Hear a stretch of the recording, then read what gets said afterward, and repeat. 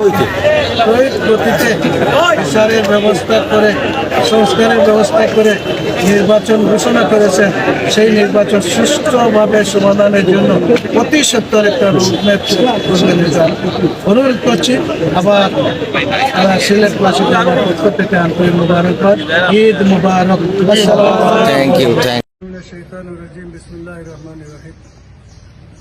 বাংলাদেশ জামাতে ইসলামী 28 নং ওয়ার্ড যুবদল কর্তৃক আয়োজিত আজকের এই ফুটবল টুর্নামেন্টের উদ্বোধনী অনুষ্ঠানের সম্মানিত সভাপতি, উপস্থিত বাংলাদেশ জামাতে ইসলামী সিলেট মহানগরীর সম্মানিত নাইবে আহমেদ ডক্টর নুরুল ইসলাম, আরও উপস্থিত আছেন বিশেষ করে আপনাদের এই এলাকার মোল্লাগাঁও ইউনিয়নের চেয়ারম্যান মামুন ভাই সহ আরও নেতৃবৃন্দ উপস্থিত আছেন।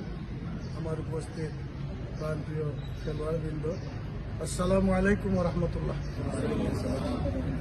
আমি আপনাদের প্রতি অনুরোধ জানাবো এটাই যে খেলাধুলা একটা চিত্তমনোবল, খেলাধুলা শরীর গঠনের অংশ, ব্যায়ামের অংশ, এবং সেই ব্যায়াম এবং সেই খেলাধুলা মুসলমান হলে সবাইকে সকল নিয়ম মেনে খেলাধুলা করা দরকার। কারণ ইসলামে খেলাধুলাকে নিষেধ করে নাই, কিন্তু ইসলামের বিপরীত করলে এটাকে নিষেধ করে। খেলাধুলার মাধ্যমে শৃঙ্খলা শিখে নিতে হবে।